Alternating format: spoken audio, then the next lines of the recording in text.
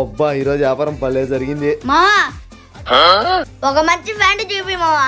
సరేరా, నువ్వు మంచి ప్యాంటేనా? నువ్వు మంచిదానివేనా? మావా ఏం చేస్తారు మావా? మంచి ప్యాంట్ అడిగినావు కదరా, మంచిదో కాదో అడుగుతానా? నీకు ఈ మధ్య బాగా ఎటకారం ఎక్కువైంది మావా. లేకపోతే అన్ని మంచిది తీసుకోలేదు. సరేలే. ఓమో వాన్ వచ్చండి, నిన్న లెక్క తీసి ఏడోసారి దాచిపెట్టేయాలి.